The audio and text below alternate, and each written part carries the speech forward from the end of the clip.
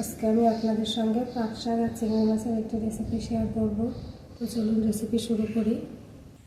এখানে আমি এক আটি পাট শাক নিয়ে নিয়েছি। এখন পাট শাকগুলো আমি পরিষ্কার করে বেছে নেব।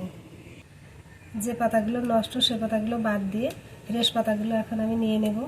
এইভাবে সব পাতাগুলো ছাড়িয়ে নেব। শাকগুলো বেছে নিয়ে আমি পরিষ্কার করে ধুয়ে নিয়েছি। এখন ছোট ছোট করে কুচি করে নেব।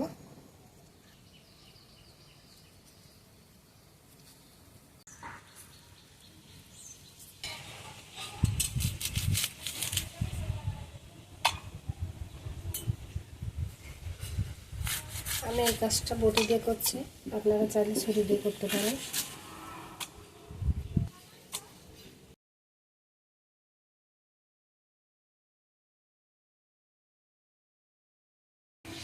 চিংড়ি মাছের মধ্যে এখন লবণ হলুদ মাখিয়ে নিচ্ছি।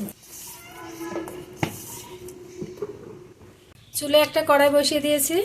এখন চিংড়ি মাছগুলো ভাজার জন্য সরিষার তেল দিয়ে দিচ্ছি।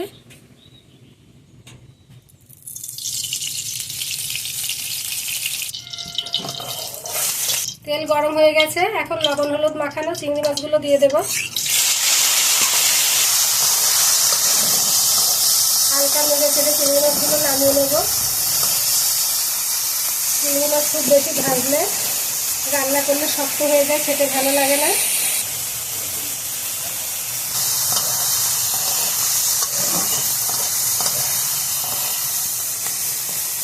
চিংড়ি মাছগুলো ভাজা হয়ে গেছে, এখন নামিয়ে নেব। রান্নার জন্য চুলে একটা কড়াই বসিয়ে দিয়েছি। কড়াই গরম হয়ে গেছে। এখন সরিষার তেল দিয়ে দেব।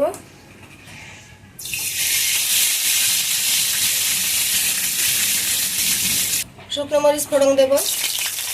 শুকনো মরিচটা লাল লাল করে ভেজে নিয়েছি। এখন পেঁয়াজ কুচি দিয়ে দেব। পেঁয়াজ কুচিটা একটু ভেজে নেব। পেঁয়াজ কুচিটা ভাজা হয়ে গেছে। এখন রসুন কুচি দিয়ে দেব।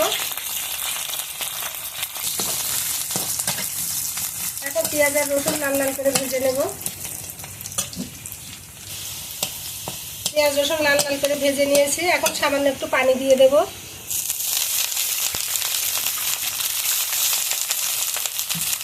এখন স্বাদ অনুযায়ী লবণ দিয়ে দেব। হলুদের গুঁড়া দিয়ে দেব।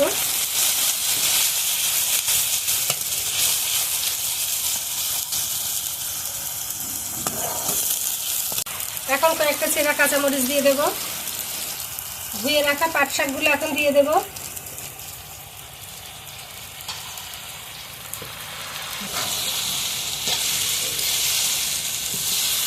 এখন পাট শাকটা নাড়িয়ে নেব।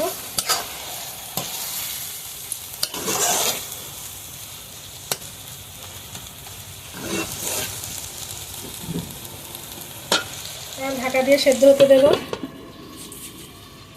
পানি শুকিয়ে গেছে। এখন ভেজে রাখা চিংড়ি মাছটা দিয়ে দেব। রান্নাটা কমপ্লিট হয়ে গেছে, এখন নামিয়ে নেব। আশা করি আজকের রেসিপিটা আপনাদের কাছে ভালো লেগেছে। ভালো লাগলে একটু লাইক দিবেন, কমেন্টে জানাবেন কেমন হয়েছে। আর এরকম নতুন নতুন ভিডিও পেতে আমার চ্যানেলটি সাবস্ক্রাইব করে পাশেই থাকবেন।